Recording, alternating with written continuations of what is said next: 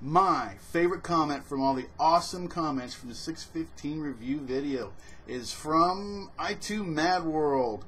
Well, if you read the family tree of the Sage of the Six Paths, from the older son, Sage's Eyes, powerful chakra, Yin style, two clans were derived from him.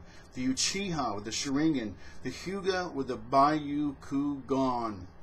From the younger son, Sage's body, life force, willpower, Yang style, two clans were derived from him. Senju and Uzumaki, strength, stamina, life, energy, and lifespan. Naruto and Hinata do get married and have kids.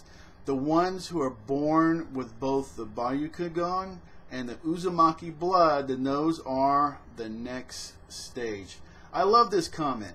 With all the stuff going on, is this a shipper thing as far as the writer, right? Is this fan service, Naruto and Hinata, or does this absolutely, positively make perfect sense in the overall plot?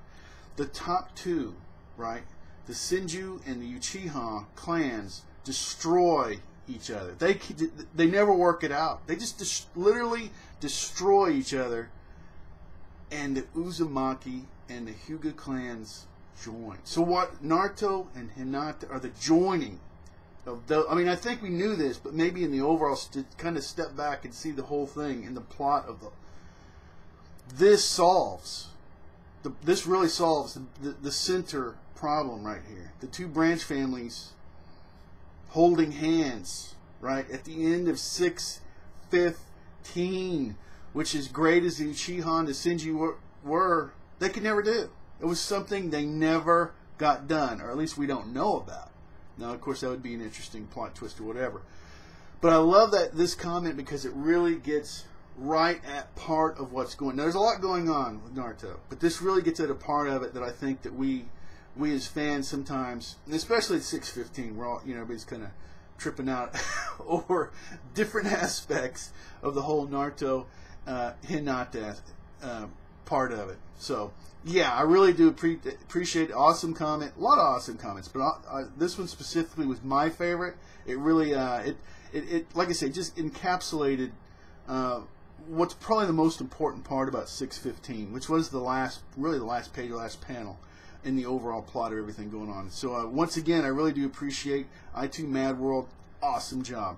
Okay, and we're going to go ahead and finish out part 2. We're going to go ahead and read more comments and say about 8 minutes.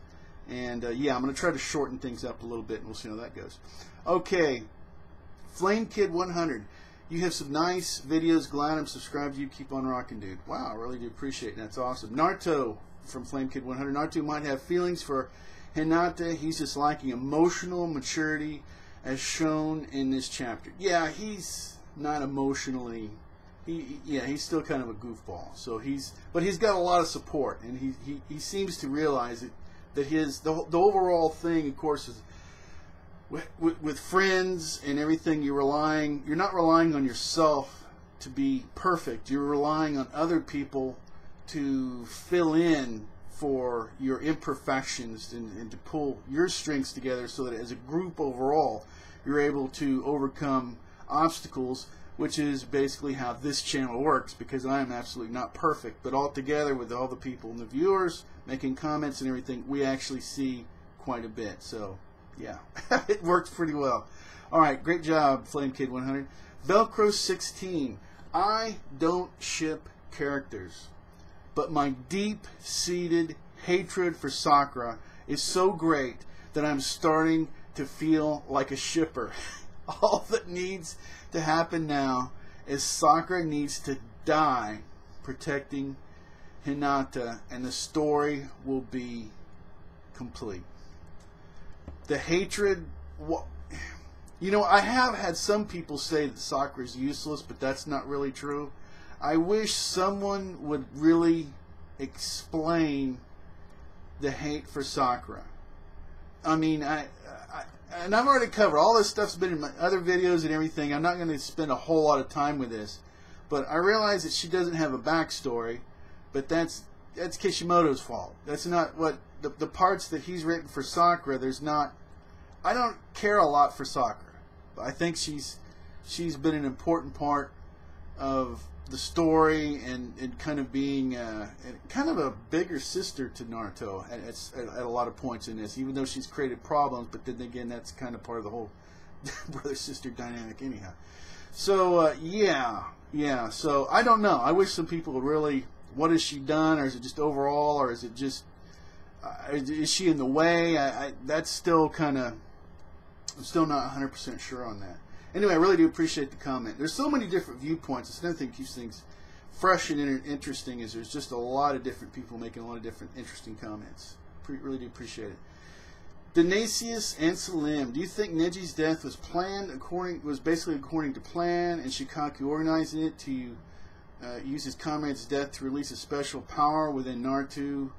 Was it a sacrificial death? Neji really seemed ready to, I mean, let's just admit it. He seemed ready to die, and to die in this way. He really, that was it. He was ready to do it, and I think that plot jitsu killed Neji.